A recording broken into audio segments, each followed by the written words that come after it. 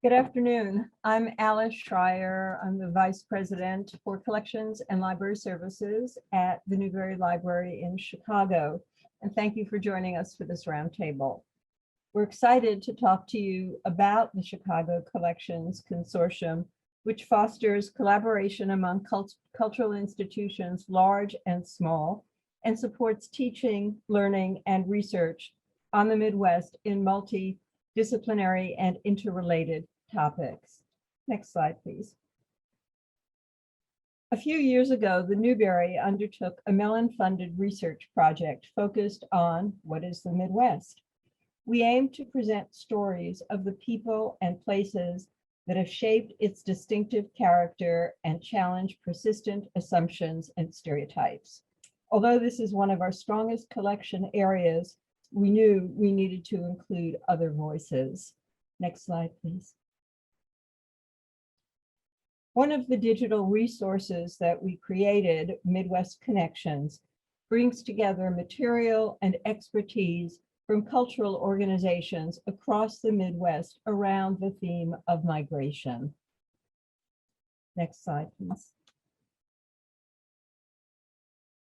Our partners were the Illinois State Museum, Little Traverse Bay Bands of Ottawa Indians Department of Repatriation, Archives and Records, Mineral Point Library Archives, Ohio History Connection, Recollection Wisconsin, State Historical Society of Iowa, Southside Home Movie Project, University of Chicago, and the Newberry. We could not have told these stories in any other way, and the result was really fabulous. However, working across institutions of various sizes with different missions is challenging. If you've tried it, you know that it is. You could say we had no infrastructure in place. Next slide, please. Consider this description, quote, "In casting light upon the vast expanse of scholarly terrain available in Midwestern history, the Midwest at the intersection of past and present, which is the title of our conference, will continue the project of rebuilding the intellectual infrastructure necessary for studies of the American Midwest to flourish." We hear a lot about infrastructure these days as members of Congress debate what it means and the types of activities it covers. This is how Benjamin Applebaum, member of the New York Times editorial board, describes it in a recent column. Quote, "Infrastructure makes other things possible. It is the stuff we take for granted that we notice only when it breaks down. The infrastructure of driving is roads and bridges and gasoline pipelines. We know that now. The infrastructure of the digital economy is glass cables and silicon chips and millions of lines of code," quote, end quote. Infrastructure decisions reflect what a society values and takes responsibility for providing to its citizens. Benjamin Applebaum quotes Ronald Reagan, who in a 1980 speech to the British House of Commons stated that, quote, "The infrastructure of democracy includes, quote, a free press, unions, political parties, universities," end quote. I would add libraries, archives, and museums to that list. They make teaching and learning possible, and they are often taken for granted. Next slide, please. Libraries, archives, and museums are dedicated to making that vast scholarly terrain accessible, ensuring that teachers and scholars can easily discover and use the materials in their collections.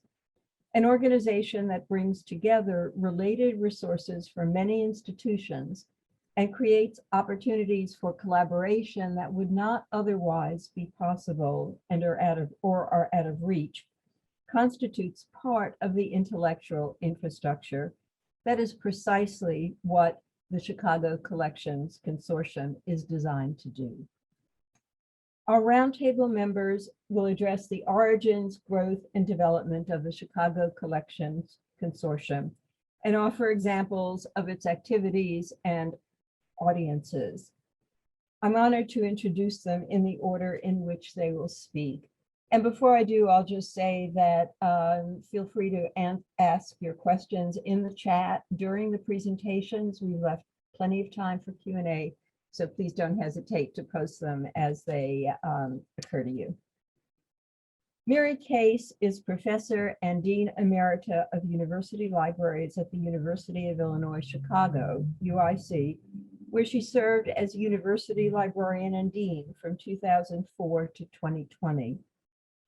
Case had many professional leadership positions, including President of the Board of the Association of Research Libraries, and received many honors, among them the Ross Atkinson Lifetime Achievement Award from the Association of Library Collections and Technical Services, a division of the American Library Association. Case was a founding member and president of the board of the Chicago Collections Consortium. In that role, she led 2 Andrew W. Mellon grants, one to develop the governance structure and portal requirements for the CCC, and the second to build and implement the portal. Jeannie Long is the executive director of the Chicago Collections Consortium. Prior to joining CCC in 2017, Long had an extensive career, 31 years, at the School of the Art Institute in Chicago. At SAIC, she held several positions in the Department of Exhibitions and Events. In 2010, she was appointed Director of Community Partnerships, where she oversaw strategic programming that highlighted the work of students and alumni and developed and nurtured relationships with civic organizations and public partners. Brad Hunt is Professor of History and Chair of the Department of History at Loyola University, Chicago. From 2015 to 2020, he served as Vice President for Research and Academic Programs at the Newberry Library in Chicago, where he oversaw fellowship programs for research centers and programs for scholars, teachers, students, and the public. Brad produced the Newberry-led collaborative project, Chicago 1919, Confronting the Race Riots, which won the 2020 National Council on Public History Award for Best Public History Project. He is the co-author with John DeVries of Planning Chicago, published by the American Planning Association Planners Press in 2013, which examines urban planning initiatives in Chicago since the 1950s. Brad's history of the Chicago Housing Authority, entitled Blueprint for Disaster, The Unraveling of Chicago Public Housing, published by the University of Chicago Press in 2019, won the Lewis Mumford Prize from the Society of American City and Regional Planning History for the best book in North American planning history in 2008-9. Brad served as president of the Society of American City and Regional Planning History in 2018-19. Since 2008, he has served on the board of the National Public Housing Museum. Prior to the Newberry, Brad was vice provost and dean at Roosevelt University in Chicago, where he was also professor of social science and history. So I will turn it over to Mary, and Jeannie, we need to flip to Mary's first slide because I skipped a couple. You'll see many more Explore Chicago slides in the presentation. Thank you. Thanks, Alice, and good afternoon, everyone. I'm pleased to have the opportunity to talk with you about the origins of the Chicago Collections Consortium, or the CCC, as I will refer to it, which will be celebrating its 10th anniversary in 2022. Next slide, please. The CCC has its roots in conversations between David Spadafora, who was the former president of the Newberry Library, and myself when we were both new to our positions in the mid-2000s. A chance introduction led to subsequent meetings to get to know each other and our staffs and to see how our institutions might collaborate. David was interested in shared purchases and shared storage. I was interested in collecting and preserving primary resources that documented Chicago's history. as one of a handful of Chicago's public research libraries, I believe that this was among UIC's responsibilities, though clearly we couldn't do that alone. As we discussed these and other possible projects, we quickly realized that any collaboration would be more powerful if more institutions were involved. We expanded our conversation to include other Chicago area and library and museum directors, about 15 in all. We organized several meetings in 2006 and 2007 with the directors and some staff, and designated ourselves the Chicago Library Collaborative. We discussed the projects mentioned above, in addition to shared digitization and conservation facilities and infrastructure for citywide exhibits. While all of these activities were of interest, our collective priority began to coalesce around how we could ensure that the vast trove of primary resources about the Chicago region were being preserved, and how we could make these hidden collections, as librarians call them, more visible to scholars and students. This was a challenge we all faced and could solve most effectively by working together. At some point, the specific idea of a web-based portal of finding aids from all of our organizations emerged as a foundational project.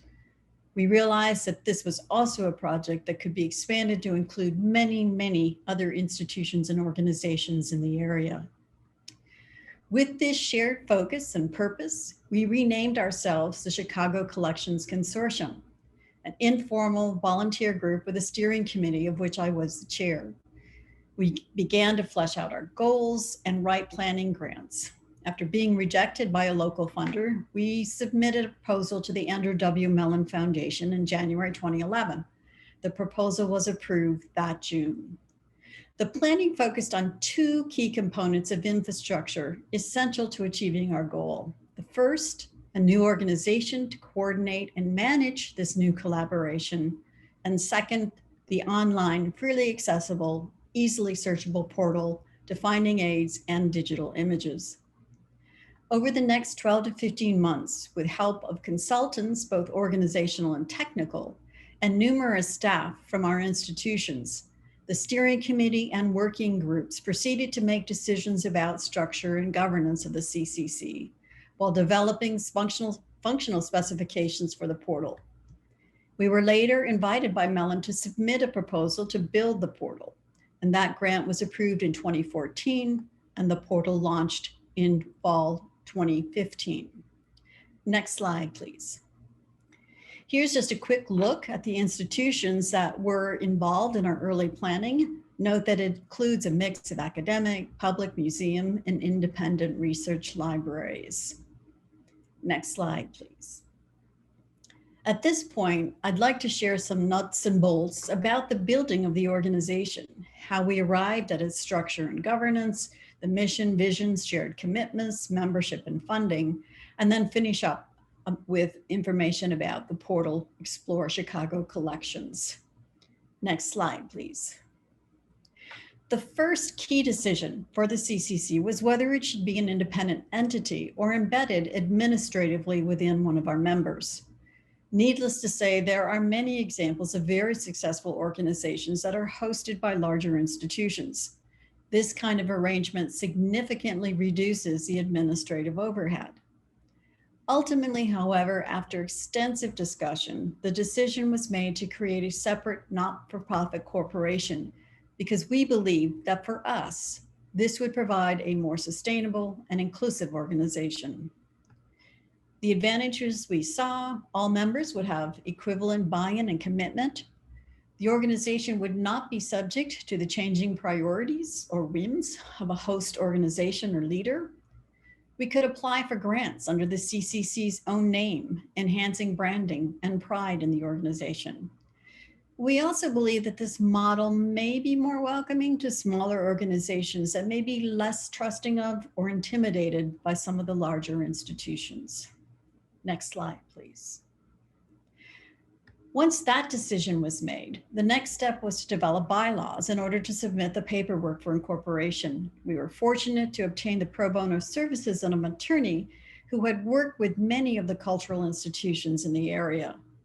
Key components of the bylaws, as I'm sure many of you know, are the board and officers, committees, and memberships.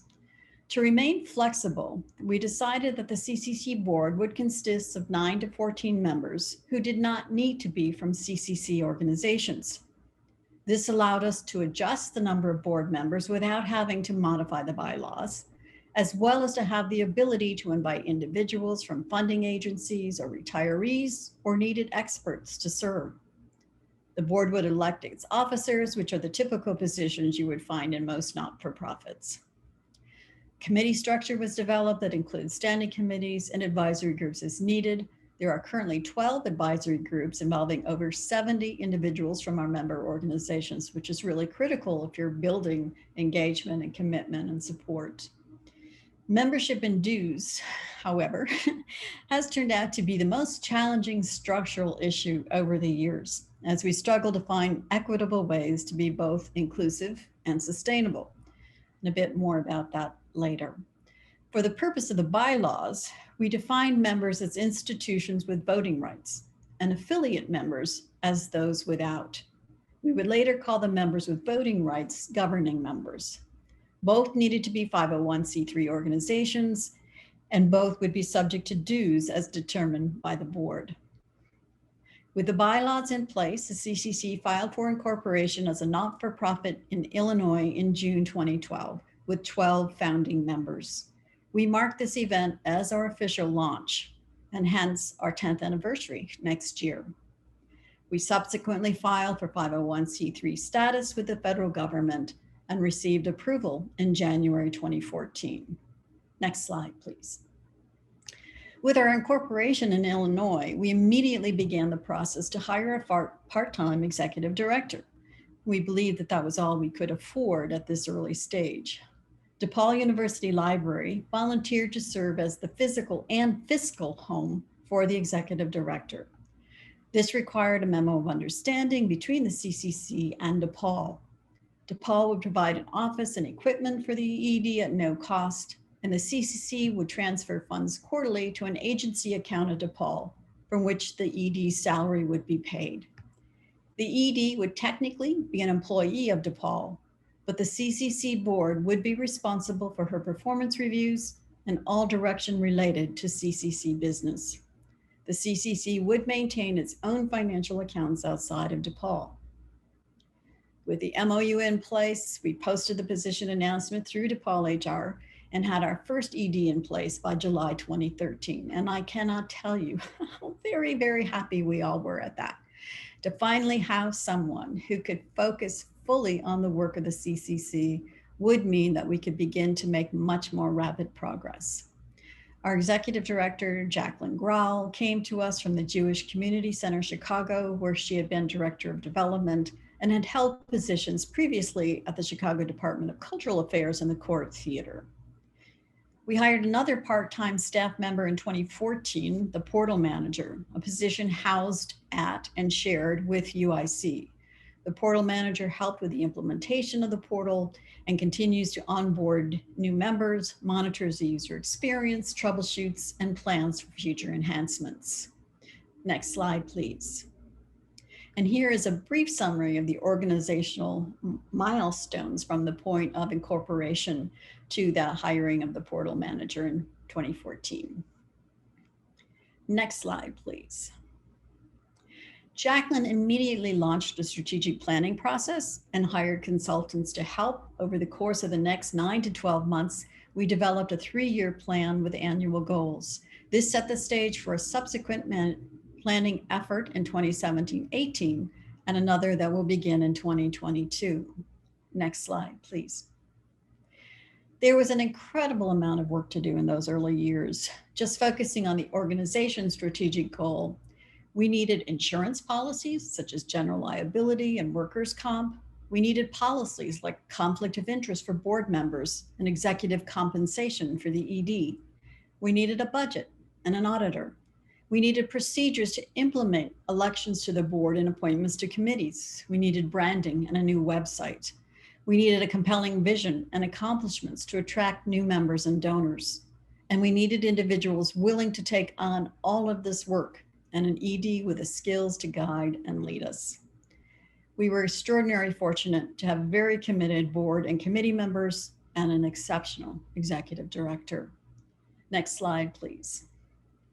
Through the various strategic planning and branding exercises, we came up with the mission and vision statements and laid out our shared commitments. Here you see our mission and vision. I'm sure many of you who have been through strategic planning processes recognize how difficult it can be to come up with even those kinds of short statements. And so these certainly focus on our purpose of sharing, promoting, and preserving Chicago's history and culture. The next slide. And this is a brief statement of our founding member core commitments, and you can see those there. And you will see how these play out through the rest of our talks this afternoon. The plan with its mission and vision not only gave us a roadmap for our work, but also gave us a substance to share with potential members and donors. Next slide, please. Returning now to membership. The strength of the consortium and its value to scholars and the interested public comes from having as inclusive a membership as possible. There are libraries, archives, museums, historical societies, even corporate entities of all sizes and shape throughout the region that hold materials important to understanding our history and culture. And of course, broad membership is also a critical component of the funding model for our not-for-profit.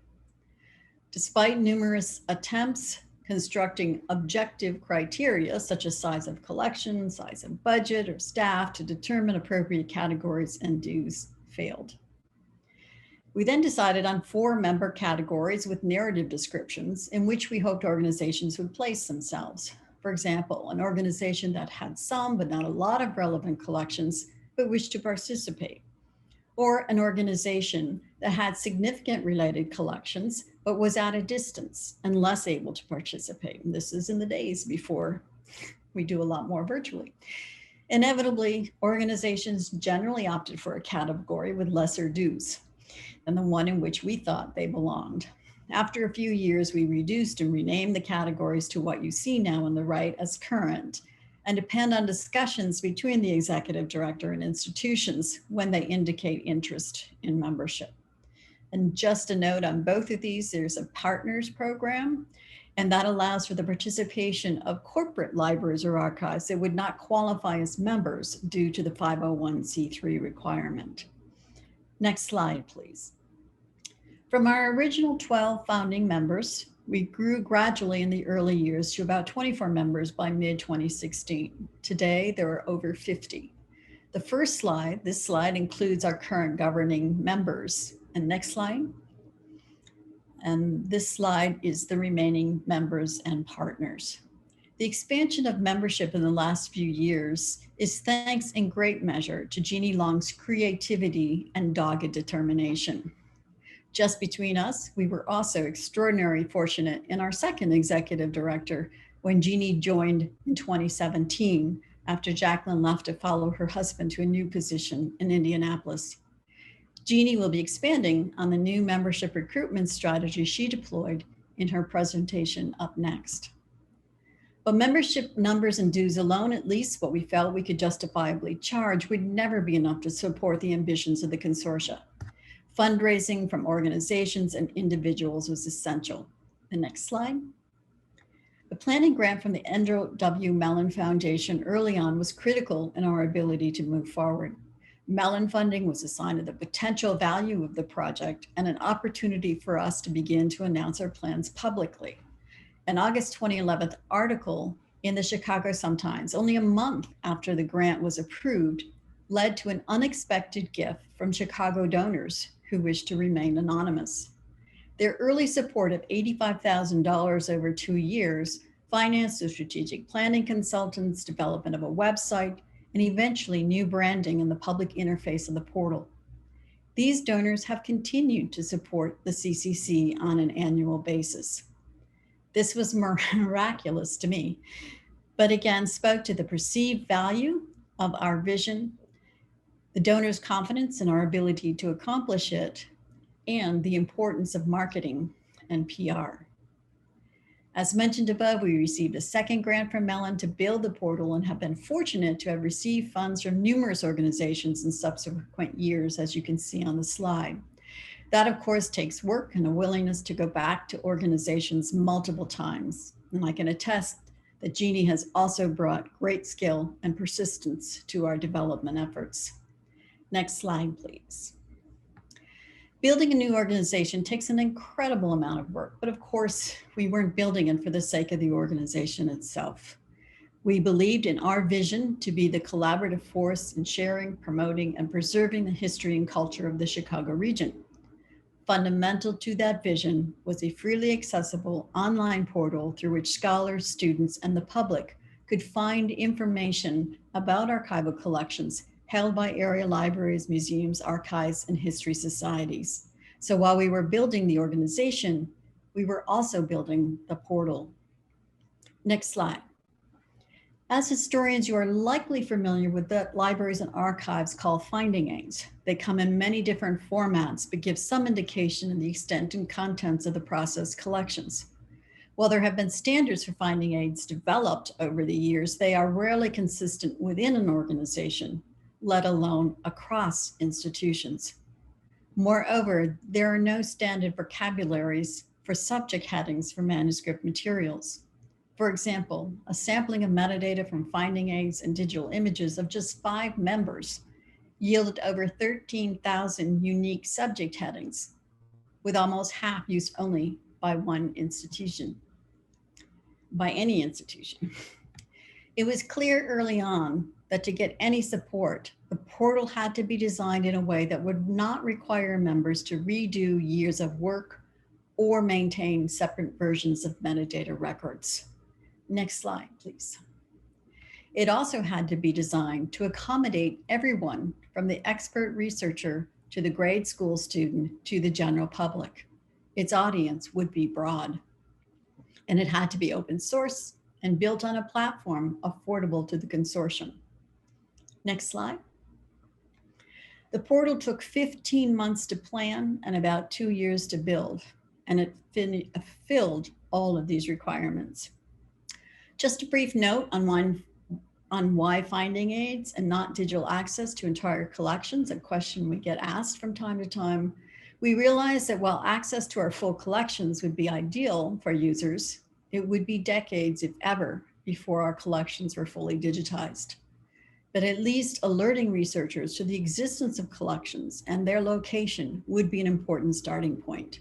Where there are digitized collections, access to them can be linked from the finding aids on the portal. We also did decide to include digital images, as these are often prioritized in digitization efforts and are often sought after for a wide variety of purposes. Next slide. I won't go into detail on the technical aspects of the portal, but a general overview. There are next slide, I'm sorry. Did I skip one? Oh my goodness. Okay, I must have. Oh no, this is the one. Sorry, Jeannie, sorry. So there are 2 components. So there are the administrative tool called Metadata Hopper there on the right, which allows archivists to deposit finding aids and metadata records to the portal, a process during which topical headings and controlled vocabulary are automatically suggested based on subject headings, and this supports browsing.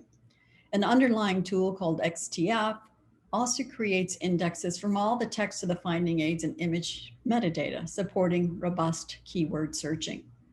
And the second component is the public interface through which users search the portal and retrieve records.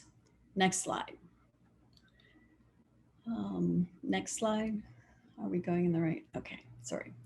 Over 13,000 subject terms that I mentioned earlier have been distilled down to 88 topic terms under 6 main categories. And you can see those in the colored bar across the middle of the screen. 87 of those can connect you to more than 1 library. 57 of them connect you to 6 or more libraries. This allows effective browsing for less expert users. You don't have to think of every possible term that could be used in order to find all of the related collections. Next slide. You can also browse the names of individuals and organizations, as well as neighborhoods and cities. As archivists add such names, they are mapped to an authority list to create the browsing list. Next slide. A full text search, if you see up at the top, convention was added, will search anywhere in the finding aids and the new metadata that's applied in the Explore records. And the next slide. In addition to over 7,000 archival collections, you can search over 117,000 digital images today. Next slide. In addition to providing information on how to use the Explore portal, the site also provides information on member collections and accessing those collections in person if needed. And next slide. To date, there have been over 2.5 million page views by users from around the world.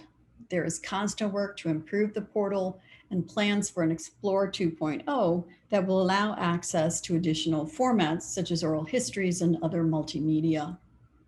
Next slide. Organization building takes time, patience, persistence, commitment, openness, and a meaningful goal that will keep the excitement alive. Most of the founding board members have now retired, but the organization continues to thrive with broad engagement, growing membership, and constant evolution. We are proud of what we have built and hope this may inspire you to consider something similar for your own communities. Jeannie will tell you much more now about how the organization has evolved and the opportunities provided by creating infrastructure. Thank you, Jeannie. Thank you, Mary. And nothing speaks more to Chicago Collections Consortium collaborative spirit than our programming, resources, and membership outreach. In 2015, Chicago Collections launched Raw Material, which was its real-time exhibit hosted at founding member Chicago Public Library Harold Washington Center. And uncovering Chicago's historical collections exhibit really led over 9,000 attendees the opportunity to view rich resources from collections that perhaps would not have otherwise been seen. In 2015, the launch of CCC's inaugural speaker series, shown here, Dominic Plessiga, Engaging Chicago, Telling the City's History, was Chicago Collections' aspiration to, as Mary spoke of earlier, continue that scholarship and promotion of research that's happening on the Chicago city, as well as Chicago's culture as well. Modern in the Middle, Chicago Houses 1929 to 75 is an example of a recent program Chicago Collections hosted with authors Michelangelo Zabatino and Susan S. Benjamin. This was hosted at Chicago Public Library.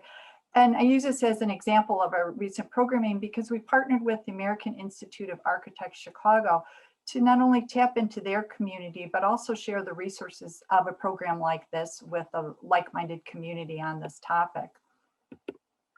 Professional development workshops occur at CCC and are drawn from surveys that our programming committee sends out to our member reps. And some of the topics on the workshops have included creating community through digital futures, digitizing collections, permissions and rights, special collections as social collections, promoting libraries and museums through social media.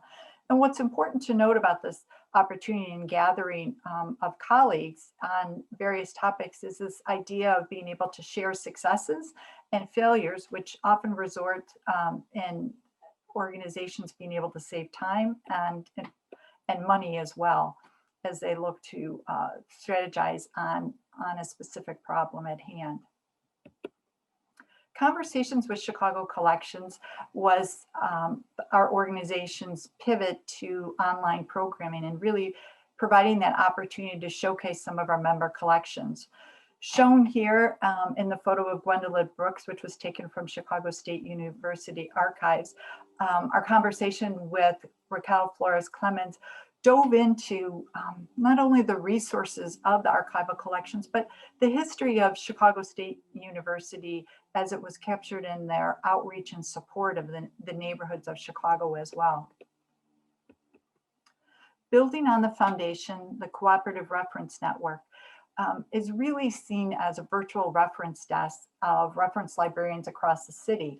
It's unique in a sense it's a free resource that the general public will send in inquiries, frankly, from across the world on topics ranging from genealogy to historic preservation or information on researchers or writers for a book. So this provides the virtual references is integrated into the portal, which allows for a quick response and answer.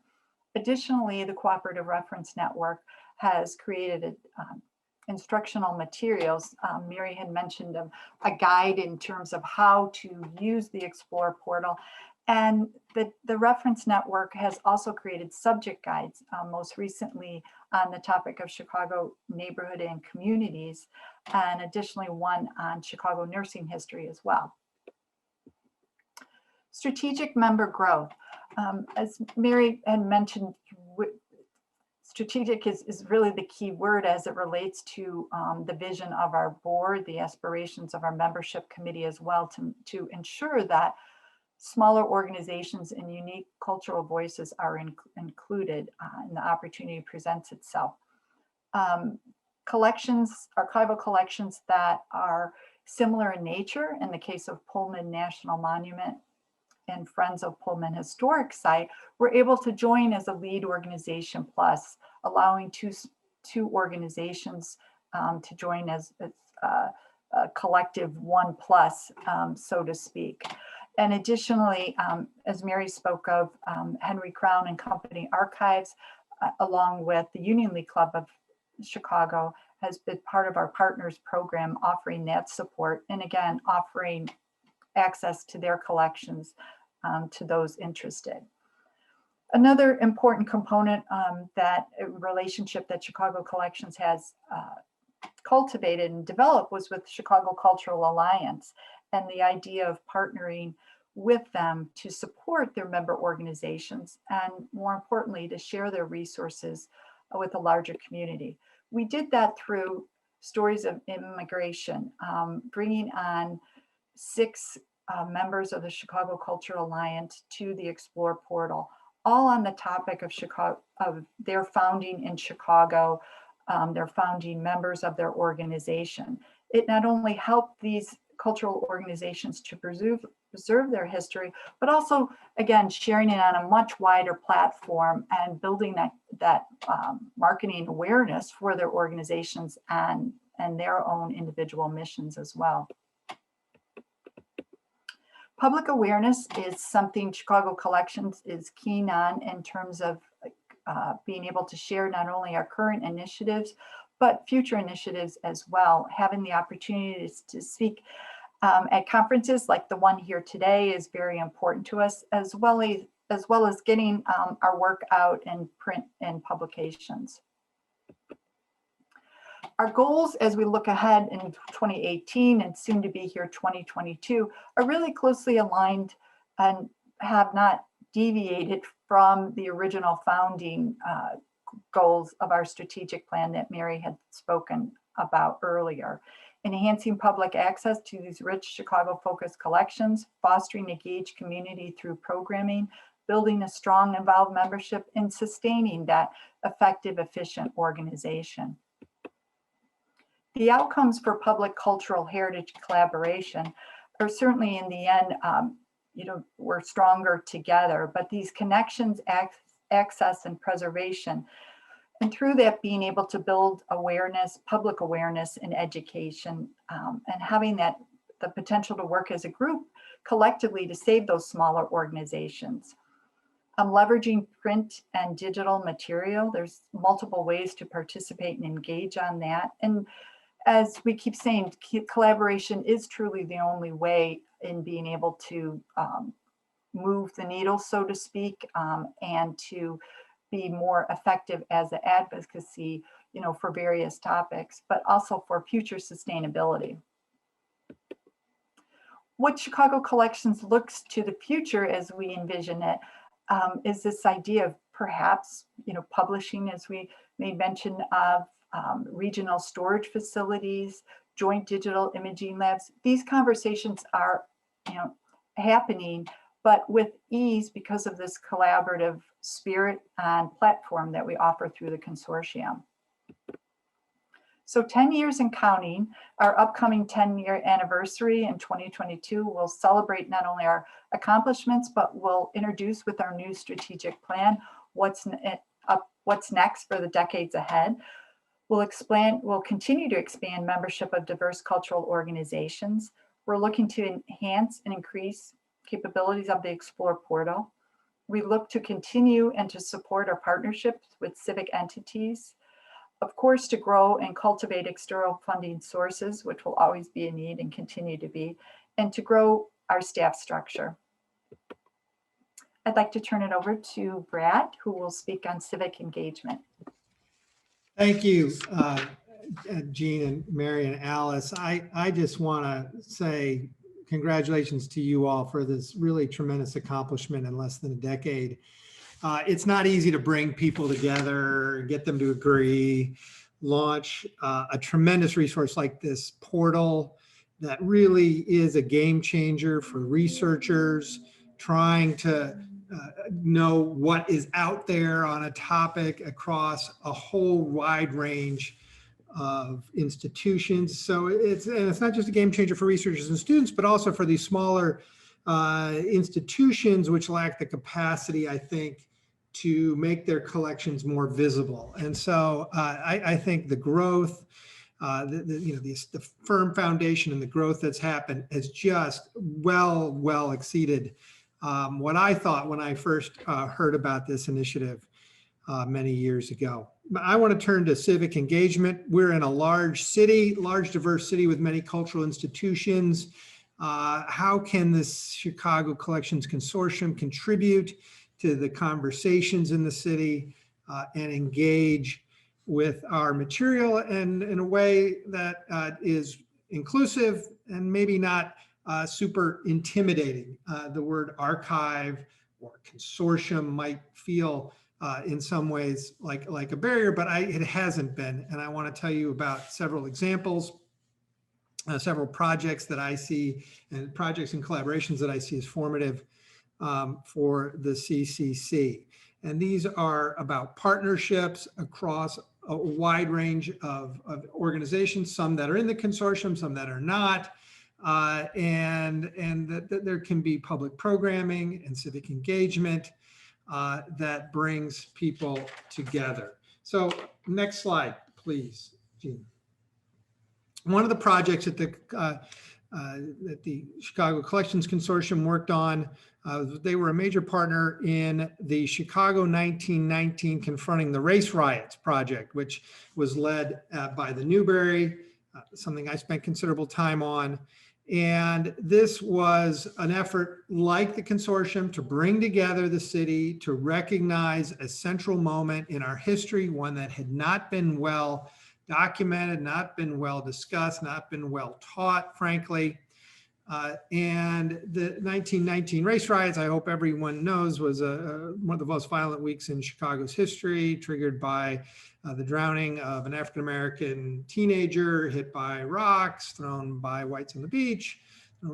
And that sparked a week of what was really a pogrom against the African-American community, particularly recent migrants due to the Great Migration.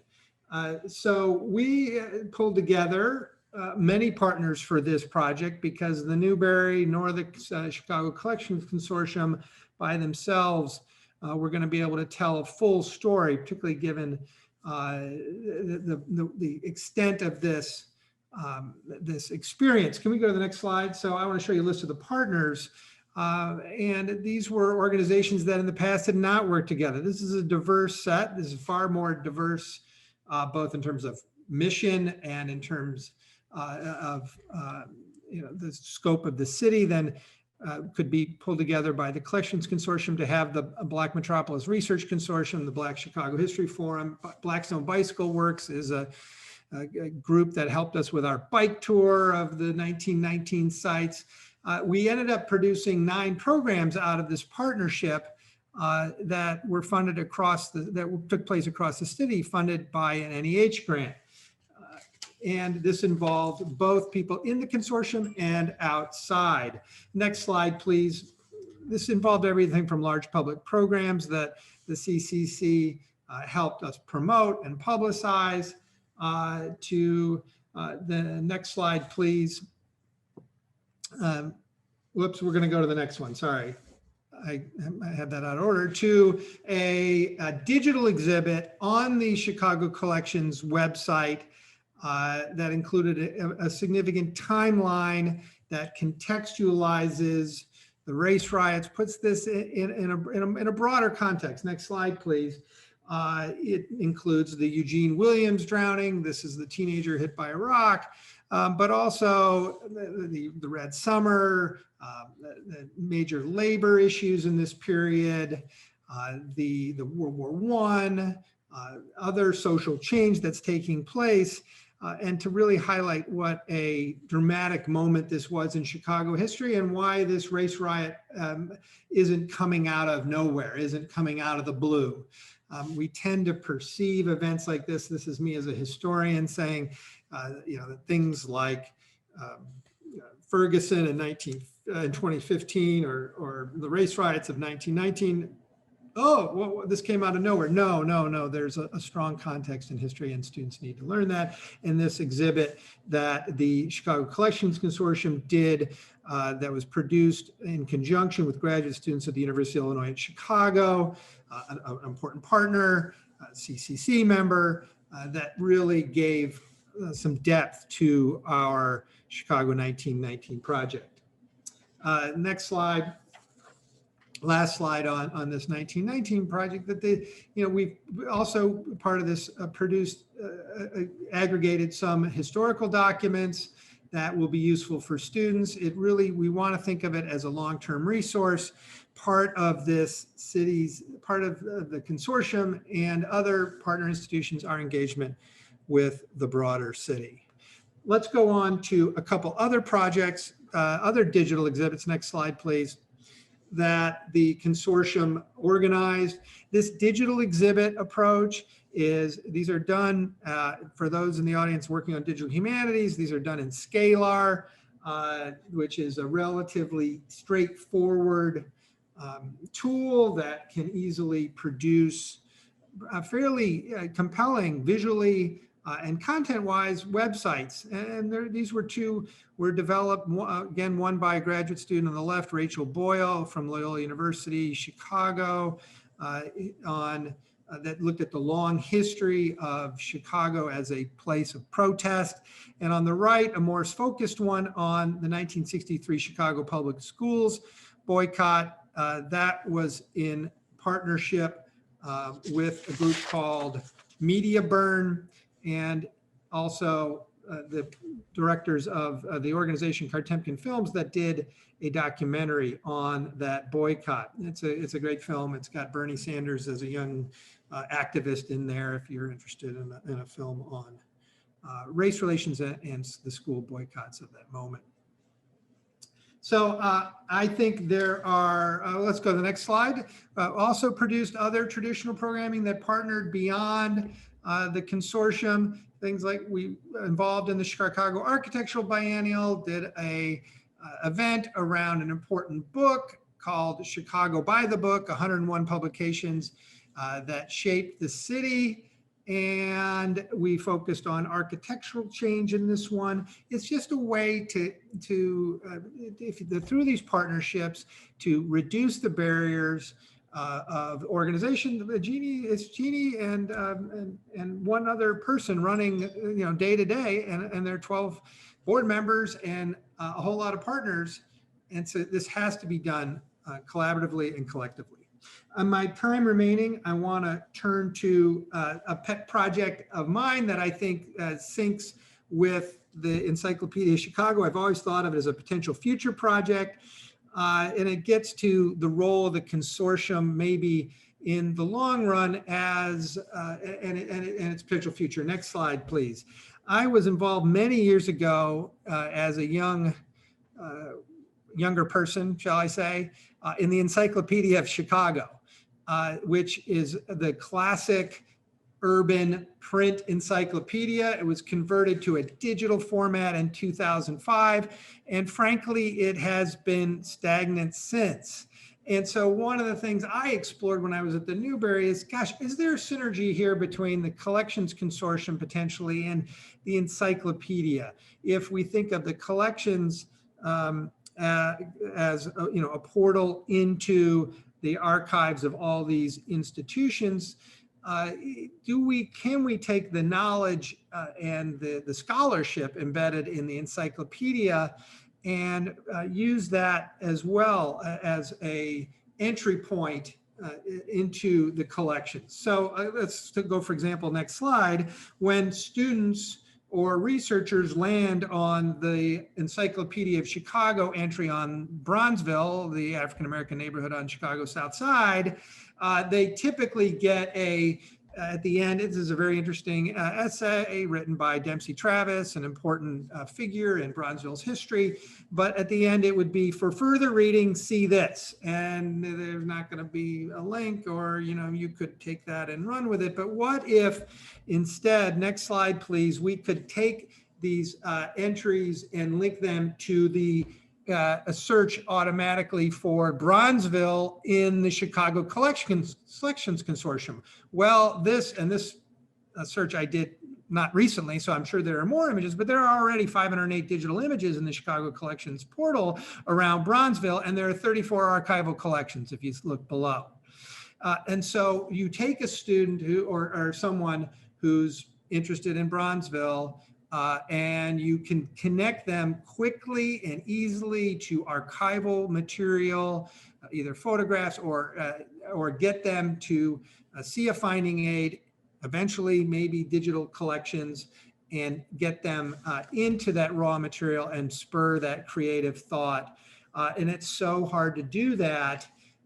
It's still very hard to do that digitally today. I mean, certainly there are search tools to do that and things like that, but I could see a synergy in the future. I want to go to the next slide and say, somebody could say, well, this encyclopedia thing, Brad, why don't you just add stuff to Wikipedia? And I'm a big fan of Wikipedia. There's certainly lots of value to it, but I think organizations and the member organizations of the Chicago Collections Consortium want their expertise, their knowledge, these archival collections to be central to the way students, researchers, the general public understand their past, and not necessarily rely entirely on that crowdsourcing of Wikipedia. And I would note that there are print publications, there are digital encyclopedias of 5 cities in the country.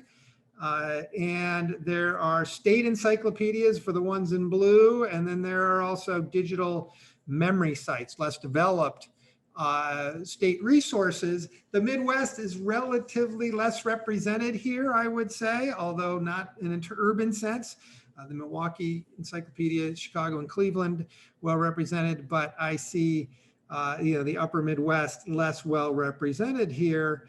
I wonder if this is, what can the Midwest History Association do? Can the Chicago Collections Consortium be a model for engaging in a broader set of histories and potentially building out more memory, that there's a connection between that encyclopedia knowledge and a collections consortium knowledge. Now, maybe that's far-fetched, we'll see. I'm going to stop here and turn it back over to Alice for some closing comments. Thank you for indulging my interests as a user here and as a big fan of the Chicago Collections Consortium. Hi, Alice. Thanks, Brad. That was a great note to end the presentations on a very big, bold idea that I hope we have a chance to pursue and to discuss. Taken together, I hope you've gotten a sense of the key factors that contribute to the strength and the success of this unique collaboration. Mary pointed out most of them, you heard others along the way, a shared vision. That vision is to provide free open access to archival collections that attracts diverse partners, building trust and solid relationships, leadership commitment, attention to sustainability, and respect for individual members' ways of doing things. And I think I would just like to stress that a little bit. When you saw the roster of memberships, I hope you got a sense of the true diversity in size, in mission, and in capacity across the membership.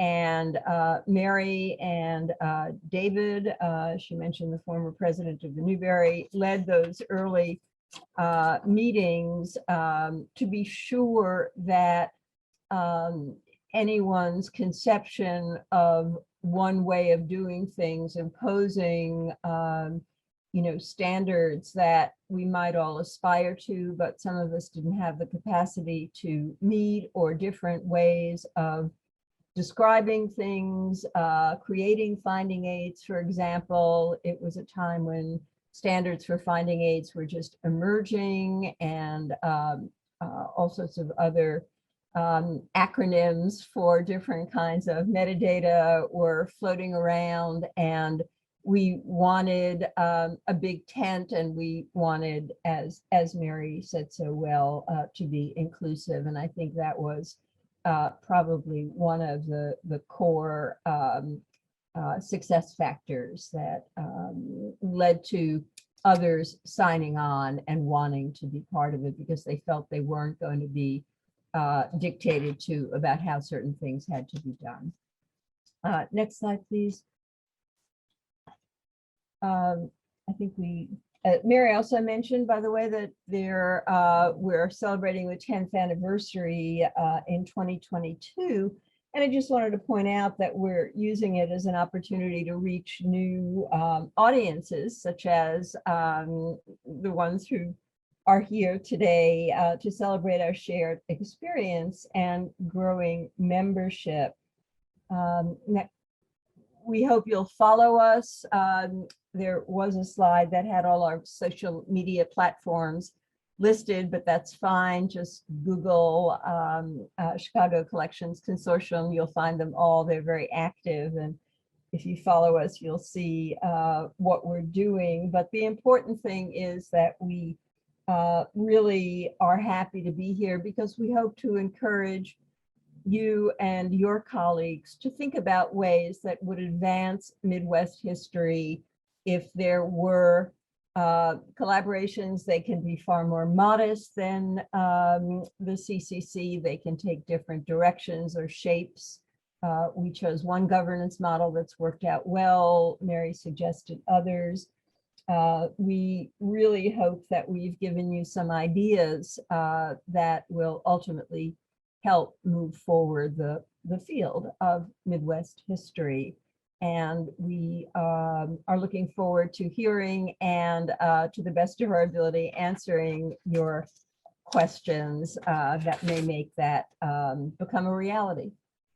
So we are open to questions. Take a look at the chat.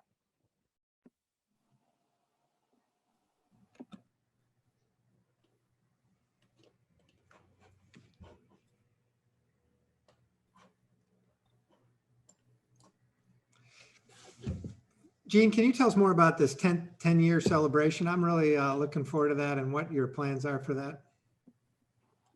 Well, the best is yet to come. We're quite excited and have been planning for some time on this. And one of the things we're working on is not only supporting our member organizations, as Mary said, over 50 now in the organization, but asking them to actively participate by hosting at their own institutions Chicago-related historical events, if it's an exhibit or a speaker, etc. But in addition to that, we'll be looking at hosting a digital exhibit with a sampling representational of all our member organizations at that time. In a year's time, who knows how many we'll have on that. Other talks have occurred in terms of having a keynote speaker that we would bring in, and the idea of bringing other colleagues like gathered here today collectively for a conversation on archival collections as well. So we've got quite a few things in mind, and I'm working on that too. Some good questions in the chat. Yeah. Yeah, I can talk a little bit about the relationship between the portal and Archive Grid. Archive Grid is, as those of you who have used it know, is a repository for records and archival finding aids from institute. It's a national portal, not subject focused. And I think all scholars struggle, and certainly all archivists and library directors struggle between the value of a huge, capacious, and national or international database, or something that is subject focused. And it's a struggle that really has been, or a question that's been debated in the last decade or more, and will continue to be, because each one serves its own purpose. So speaking for the Newberry and also for the University of Chicago, where I was for a long time before I went to the Newberry, from the standpoint of the two institutions that I know best, and Mary can speak for others, all the collections that are in the CCC portal are also in Archives Grid. I think that as things have developed over the last decade, we all believe that it's not either or. And sometimes a researcher is best served by starting on a huge campus or canvas. And for other reasons, you want to have a more subject focused. And I'm sure all of you will know about different both geographical collaborations that, like ours, that have created a portal.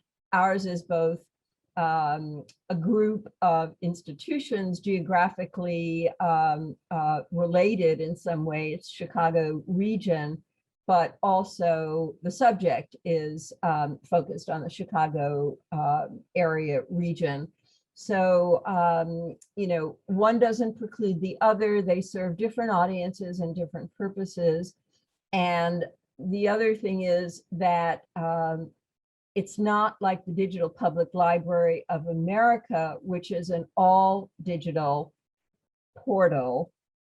Since we have a digital collection or digital image collections, but print finding or finding aids only, not fully digitized archival collections, we wanted to focus it so that teachers and students and researchers and members of the public in the Chicago area could come to use the materials. So for that reason, with that goal in mind, the focused subject and a focused portal makes a lot of sense. We wanted it to be used by scholars who would discover things that they could without the expense and other burdens of travel have to find a way to get to, but were really in their backyard and they wouldn't have known about.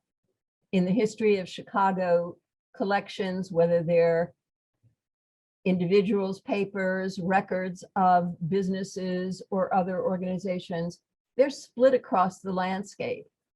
And this is a way to bring together really related collections or pieces of one collection that have been separated, and researchers can track them all down together.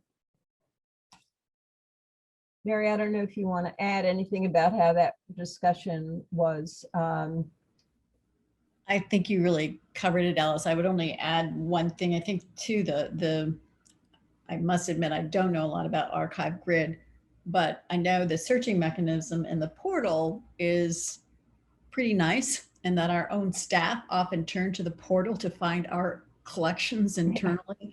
So there's, there is that searching mechanism and design aspects to the portal that I'm just not sure whether or not they exist in Archive Grid, but Right. was another strong point for that.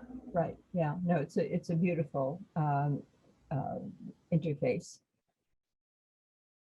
Mary or Jeannie, you're either one or the other of you is probably best suited to talk about the funding tactics that worked with granting agencies and those that were not as successful based on some of the feedback we received on grant applications. I think some of the ones that weren't successful was really due to the education of telling them how the consortium works. I think a lot of times there were funding agencies that was like, really, you know, all of you are working together? This can't be true. And all for, you know, the sharing and have that you know, the work of all volunteers.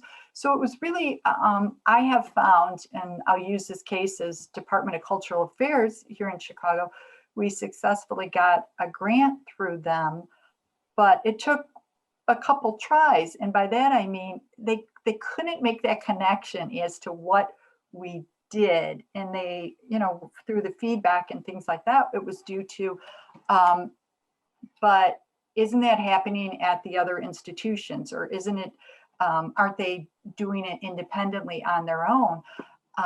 But again, back to that statement I've used quite a bit, but it's a stronger conversation when everyone's working together. It's a stronger research, not just in our public program.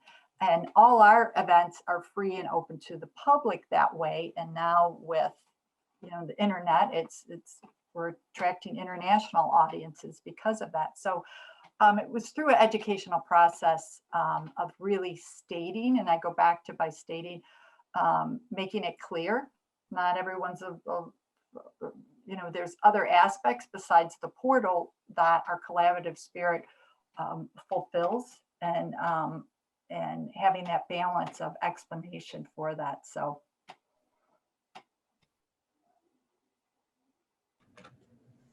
Mary, did I miss anything? No, and I mentioned that, you know, our first grant for planning grant had been turned down by a local funder. And that really was more of, you know, sometimes you hit a change of program officer, you know, and sometimes, you know, an informal conversation isn't as understood as you thought it was. So I think they kind of misunderstood what we were about. Again, as Jeannie said, so when we actually put it into writing, it just was something that they weren't ready or had changed their minds about. We don't honestly know, but that's the only one directly that I think I was those early ones. And if you work with Mellon, Mellon will guide you for a very long time on how to write and provide feedback. So, but that's an extraordinarily valuable process as well. But.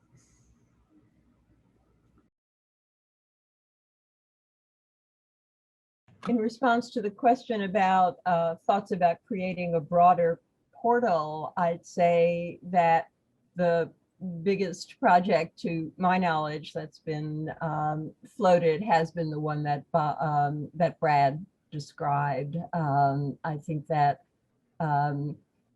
if we expanded, and I don't know, Jeannie, how much discussion there might be about since the portal focuses on the Chicago region, you know, have we thought about including materials located in other places that bear on that subject? So there are two ways of looking at this question. It's a broader portal of membership across the Midwest or Illinois to include materials on Chicago and the region, because now that's the only collections, for example, that the Newberry has contributed, or UIC, which has fabulous archives on many other subjects.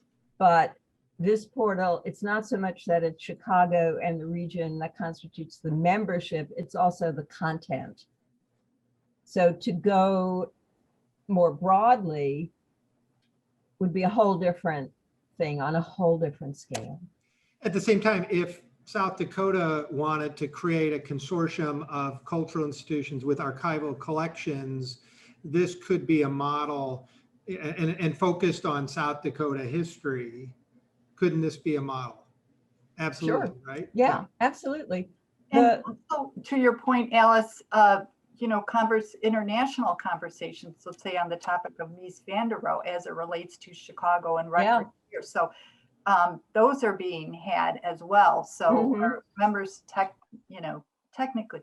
Now, part of membership is active participation, which, you know, can be interpreted in different ways now that we live in a virtual world, of course. So, so there's other ways to consider that as well. But in terms of the information, it can come from anywhere and be a member that way. And I would just to add, you know, the software, the portal technology is open source, and there are avenues through which I think there are some information on the website, or certainly through Jeannie or the portal manager where that's available. And so part of that was, you know, part of the importance of Mellon funding is they want it to be something that can be used and applied by others. So, you know, some of that infrastructure is there. You know, again, sometimes you need a few staff to be able to manage open source as well and make it happen. But there are some things in place that could be helpful. And Nathan mentioned the Texas Archival Research something, TARO, which is, I believe, a way to search through finding aids of Texas archival institutions, but it's not nearly as sophisticated as the Chicago Collections Consortium portal, which, so there are even step down models that might be a first step. I don't know. Yeah, that's my impression as well. Maybe Nathan, if you want to, yeah, okay, there it is. He put the link in. Thank you. It's run by the University of Texas, right? The model that we had in mind, the one that existed at the time the CCC was organized and launched, is the one, it's called Pascal. I can't remember how you pronounce the acronym, but it's the Philadelphia Area Special Collections Libraries. And that's been going probably for about 20 years, I'd say. It's still going strong. It's done some great things. They've done a lot of collaborative grants that have gotten them funding for digitization, gotten them funding for cataloging, things that we have not really done. I mean, the Pascal grants were for digitization on a very large scale. On the other hand, they haven't done the community outreach and partnerships that we have. I think that our visibility in the teaching, you know, at all levels in K through 12, in colleges and universities in the area, and the use of the portal has much more potential. Pascal is I think more aimed at researchers rather than community outreach. So there are different missions that will drive different types of, Jeannie showed you and Brad showed you as well, some of the programming that we've done that has sparked interest in the history of the region and in what can be discovered in the portal. I don't recall specifically, Jeannie, I don't know if you mentioned the research guides that are now being created by one of the subject guides. So we're trying to create resources for teachers. We had early on, we had a focus group of faculty from local institutions who wanted to you know, talk about how we could help them in their teaching, and out of that emerged some subject guides, and the digital exhibits are often intended for teaching resources as well. So I think we've invested a lot in beyond the portal that reaches the community. I think we're out of time. Thank you all. Thanks. Okay. Yeah, for organizing this. you. meeting. yeah. Thank you. Thank you very much. Please check us out, chicagocollections.org.